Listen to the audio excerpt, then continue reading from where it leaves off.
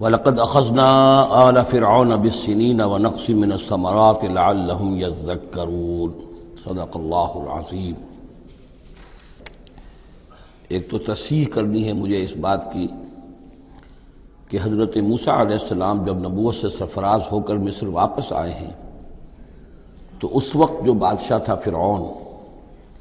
وہ اصل میں اس بادشاہ کا بیٹا تھا جس بادشاہ کے زمانے میں کہ یہ بچے کی حیثیت سے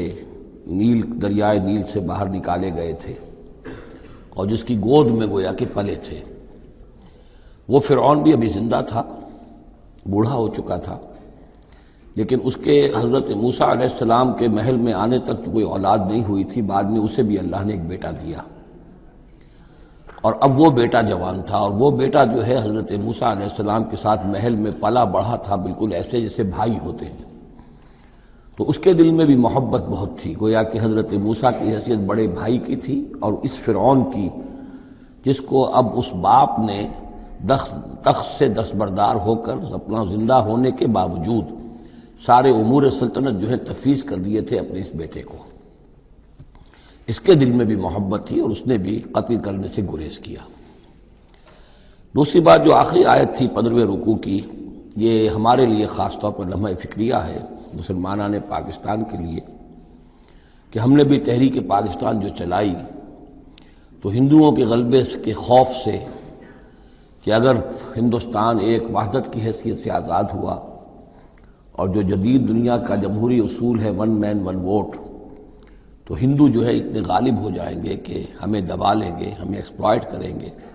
ہماری تہذیب، تمدن، دین، مذہب، عقیدہ، زبان، ہر چیز کو برباد کریں گے۔ تو اللہ تعالیٰ نے ہمیں اس تحریک پاکستان میں جو بھی ہم نے کوشش کی اس میں کامیابی دی، اور بالکل یہی الفاظ وَيَسْتَخْلِفَكُمْ فِي الْأَرْضِ،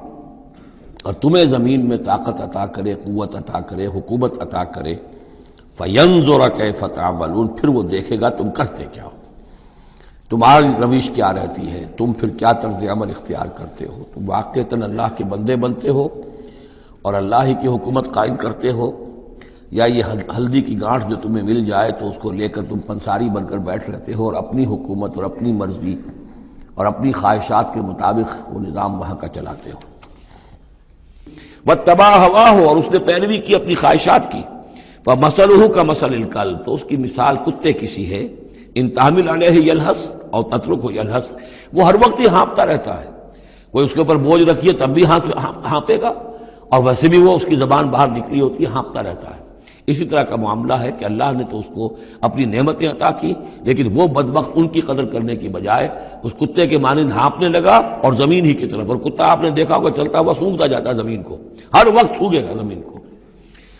ذالک مثل القوم الذین کذبوا بآیاتنا، یہی مثال ہے اس قوم کی بھی جنہوں نے ہماری آیات کو جھٹلایا۔ اور یہاں پھر نوٹ کیجئے کہ پاکستانی قوم اس کی سب سے بڑی مثال ہے۔ پاکستان کا بن جانا معجزہ تھا، کسی حساب کتاب میں آنے والی شے نہیں۔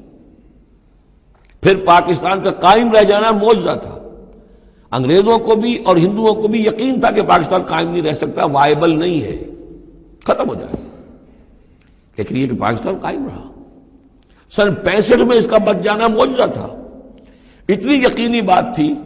کہ BBC ٹیلی ویژن کے اوپر دکھا دیا گیا فال آف لاہور، لاہور اب جو ہے وہ بھارتی فوج داخل ہو چکی ہے، قبضہ کر چکی ہے، اتنی یقینی بات تھی۔ شام کو جم خانہ میں شراب پینے کا پکا پروگرام تھا، لیکن خوف طاری کر دیا اللہ تعالیٰ نے ان کے دلوں پر۔ شاید ہمارا کوئی گھیراؤ کیا جا رہا ہے، کوئی ریزسٹنس نہیں ہے، کیا ہوا ہے؟ یہاں ہم غافل پڑے ہوئے تھے، ریزسٹنس کیا ہوتی؟ لیکن بجائے اس کے کہ وہ یہ سمجھتے کہ یہ غافل ہیں، اور ریزسٹنس اس لیے نہیں ہو رہی، ان کے دلوں میں سألقی فی قلوب الذین کفروا الرعب، میں ان کافروں کے دلوں میں رعب ڈال دوں گا، وہ رعب پڑ گئے، پاکستان بچ گیا۔ تو یہ ساری چیزیں ہیں، معجزے پر معجزے ہیں، لیکن یہ سب کس لیے تھا کہ ہم اس ملک کو ہم نے حاصل کیا تھا اسلام کے نام پر۔ اسے تجربہ گاہ بنائیں گے، اسے ایک نمونہ بنا دیں گے پوری دنیا کے لیے، پوری دنیا دیکھے گی کہ اسلام کیا ہے، اسلام کا عادلانہ نظام کیا ہے۔ قائد اعظم نے کہا تھا ہم اس لیے پاکستان چاہتے ہیں کہ ہم عہد حاضر میں اسلام کے اصول حریت و اخوت و مساوات کا ایک نمونہ دنیا کے سامنے پیش کریں، وہ کہاں ہے؟ فانسلخ منہا،